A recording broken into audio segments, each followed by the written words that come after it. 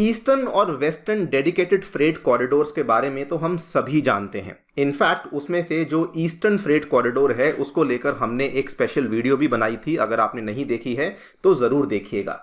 और दोस्तों, आज हमारी गवर्नमेंट उन्हीं डेडिकेटेड फ्रेट कॉरिडोर्स के सक्सेस के ऊपर बिल्ड अपॉन करते हुए 3 नए और डेडिकेटेड फ्रेट कॉरिडोर्स को अनाउंस कर रही है, जिसमें कि उन्होंने 2 लाख करोड़ के एक मेगा प्लान को अनाउंस किया है, जिसमें कि जो ये 3 नए फ्रेट कॉरिडोर्स हैं ये 4300 किलोमीटर की एरिया में बिछाए जाएंगे। यहां पर आप लोग देख पाएंगे इस मैप के माध्यम से। तो ऊपर जो आप देख पा रहे हैं ये वाला आपका वेस्टर्न डेडिकेटेड फ्रेट कॉरिडोर, ये वाला जो लाइट ब्लू कलर में है ये हमारा ईस्टर्न डेडिकेटेड फ्रेट कॉरिडोर है। और अब 3 और नए का ऐलान कर दिया गया है। सबसे पहले यहाँ पे ध्यान से देखेंगे तो ये वाला नॉर्थ साउथ कॉरिडोर है जिसका अब ऐलान कर दिया गया है। नंबर 2 ईस्ट वेस्ट कॉरिडोर, इसका ऐलान कर दिया गया है जो कि कलकत्ता से स्टार्ट होगा और मुंबई तक जाएगा।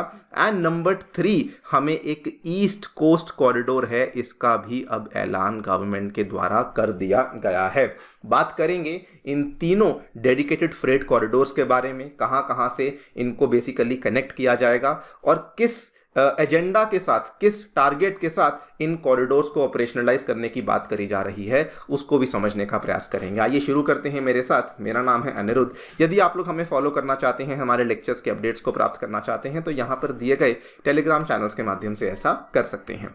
आगे बढ़ने से पहले दोस्तों बताना चाहूँगा, 14 अप्रैल यानी कि आने वाले संडे के दिन अनअकैडमी आपके लिए स्कॉलरशिप टेस्ट लेकर आई है for UPSC civil service examination. अगर आपने इसमें एनरोल नहीं किया है, अभी जाकर के एनरोल कर लीजिए। इसमें अगर आप एनरोल करते हैं तो आपको कई सारी स्कॉलरशिप्स और कई सारे गिफ्ट्स जीतने का मौका मिलेगा अगर आप इस टेस्ट में अच्छा परफॉर्म करते हैं। ये टेस्ट केवल 1 घंटे का होने वाला है, इसमें एनरोल करना बिल्कुल ना भूलिएगा।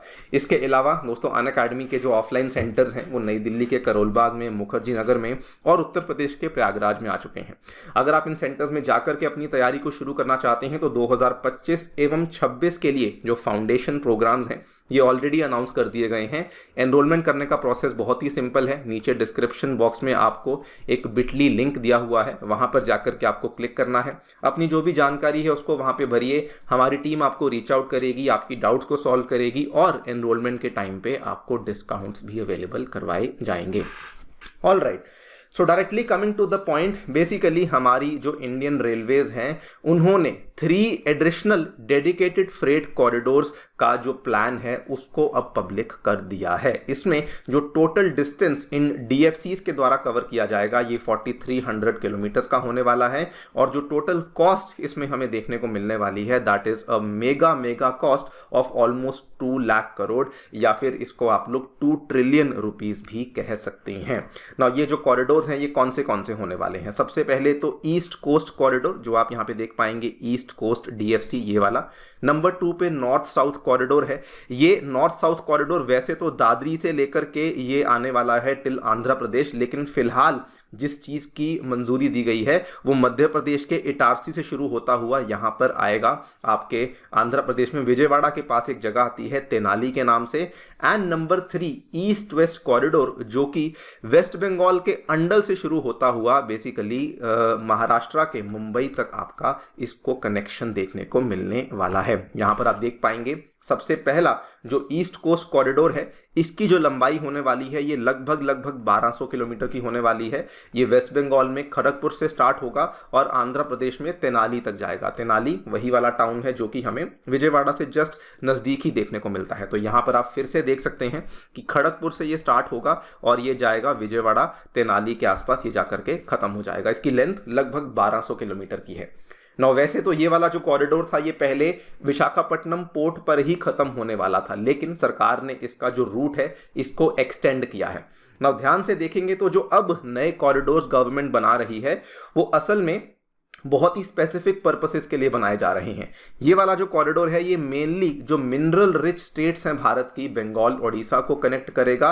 एंड जो यहाँ पर दिखने वाली इंडस्ट्रीज हैं, कोयले की इंडस्ट्री हुई, आयरन ओर की इंडस्ट्री हुई, उनको बेसिकली ये लाभ देने के लिए इस कॉरिडोर को बनाया जाएगा। नंबर 2 जो नॉर्थ साउथ कॉरिडोर है ये अगेन जैसा कि मैंने आपको बताया वैसे तो ये आगे जाकर के कनेक्ट होगा, इटारसी से दादरी तक भी कनेक्ट होगा, लेकिन फिलहाल जो मंजूरी दी गई है वो इटारसी से लेकर के तेनाली तक की मंजूरी इसको मिल चुकी है। इसकी भी जो लेंथ है 1000 से 1200 किलोमीटर की होने वाली है और ये लगभग 4 स्टेट्स को कवर करेगा, जिसमें कि मध्य प्रदेश आएगा, महाराष्ट्र आएगा, फिर थोड़ा पार्ट काफ़ी पार्ट तेलंगाना का और थोड़ा पार्ट इसमें आंध्र प्रदेश का भी देखने को मिलेगा। ये भी अगेन कुछ स्पेसिफिक इंडस्ट्रीज को ही टारगेट करने के लिए बनाया गया है, जैसे कि कोयला हुआ, सीमेंट हुआ, फर्टिलाइजर हुआ, पेट्रोलियम प्रोडक्ट्स हुए, सो दैट इनको यहाँ पे फायदा हो सके। एंड लास्ट जो कि सबसे बड़ा कॉरिडोर यहाँ पे जिसका प्रस्ताव सामने रखा गया है, that is the east west route corridor, जो कि लगभग 5 राज्यों से होता हुआ निकलेगा और ये अंडल वेस्ट बंगाल से शुरू होगा एंड अल्टीमेटली महाराष्ट्र के पालगढ़ तक ये वाला आपका कॉरिडोर एक्सटेंड होने वाला है। इवेंचुअली इसको भी कनेक्ट किया जाएगा मुंबई के JNPT पोर्ट के साथ, सो दैट आपका जो ये पूरा जो मुंबई का JNPT पोर्ट है, इसमें हमें जो फुल ऑन जो इंटीग्रेशन है वो भी देखने को मिल सके। इसमें भी अगेन जो हमारा कोल, आयरन और स्टील, इसका जो सारा कमोडिटीज का ट्रांसपोर्टेशन है, इसी का फायदा देखने को मिलने वाला है। यहां पर फिर से आप लोग इस मैप को देख सकते हैं कि ये वाले कॉरिडोर्स, इसमें केवल एक बच गया है सदर्न कॉरिडोर, ये वाला अभी तक इसको अनाउंस नहीं किया गया है, बाकी सभी को यहां पे अनाउंस कर दिया गया है, भले ये वाला हो, भले ये वाला हो, ये वाला हो, या ये वाला, या फिर ये वाले को भी यहां पे अनाउंस कर दिया गया है। नाउ ये जो कॉरिडोर्स हैं, these will basically build upon जो ऑलरेडी 2 कॉरिडोर सरकार के द्वारा बनाए गए हैं, जिनको कि ऑपरेशनलाइज भी कर दिया गया है। आपको मालूम होगा जो EDFC है, जो ऑलमोस्ट 1337 किलोमीटर का है, इसको तो ऑपरेशनलाइज कर ही दिया है। ये पंजाब के लुधियाना से शुरू होता है और ये बेसिकली जाता है बिहार के सोननगर तक। इसको भी आगे एक्सटेंड करने की बात करी है टिल दांकुनी ऑफ कोलकाता। और नंबर 2 जो WDFC है, ये अगेन दादरी से शुरू होता है और ये जाता है हमारे मुंबई के JNPT तक, जिसकी लेंथ लगभग 1500 किलोमीटर के आसपास की है। इस मैप में भी आप देख पाएंगे कि कैसे ये दादरी से लेकर के कनेक्ट होगा और ये JNPT तक जाएगा और ये वाला लुधियाना से शुरू होगा और ये अल्टीमेटली दांकुनी तक इसको प्रपोजल यहाँ पे रखा गया है। नाउ सवाल ये आता है कि हम लोग आखिरकार इतने सारे डेडिकेटेड फ्रेट कॉरिडोर्स को इतना भारी खर्चा गवर्नमेंट क्यों कर रही है? इसके पीछे रीजनिंग बड़ी साफ है। फिलहाल के टाइम पे इंडिया में जो आंतरिक व्यापार होता है, जो इंटरनल ट्रेड होती है, उसमें जो रेलवेज का जो शेयर है, मतलब कि कितना जो माल है वो रेलवेज के माध्यम से ट्रांसपोर्ट होता है, वो बहुत ज़्यादा नहीं है। एक टाइम पे ये 28% था, अभी थोड़ा सा बढ़ते हुए 32% पर जा चुका है, लेकिन गवर्नमेंट का ये टारगेट है कि 2051 तक हमें इस शेयर को बढ़ाते हुए 44% पे लेके जाना है। आज की डेट में मैक्सिमम जो वेटेज है वो रोड ट्रांसपोर्ट का है और वाटरवेज का तो बहुत ही कम है।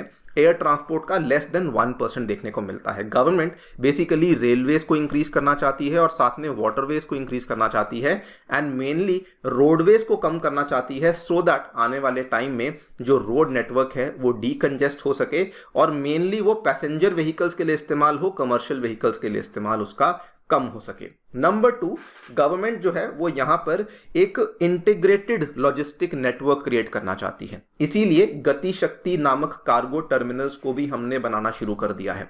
अगर आपने नहीं सुना हुआ है तो गति शक्ति कार्गो टर्मिनल्स बेसिकली जो गति शक्ति इंफ्रास्ट्रक्चर प्लान था उसी के तहत इनको डेवलप करने की बात करी थी, जिसमें कि आप ये मान लीजिए कि लास्ट माइल कनेक्टिविटी देने के लिए गवर्नमेंट कोशिश कर रही है। मतलब कि आपका सामान मान लीजिए पोर्ट से आपके किसी आसपास के टर्मिनल तक पहुंच गया है, उसके बाद आपको उसे और छोटे छोटे एरियाज में भेजना है, तो उसके लिए गति शक्ति कार्गो टर्मिनल्स का इस्तेमाल किया जाएगा। ये वाले टर्मिनल्स पे भी काम होना शुरू हो चुका है एंड ये वाले जो टर्मिनल्स थे इनको नेशनल लॉजिस्टिक्स पॉलिसी के तहत ही अनाउंस किया था।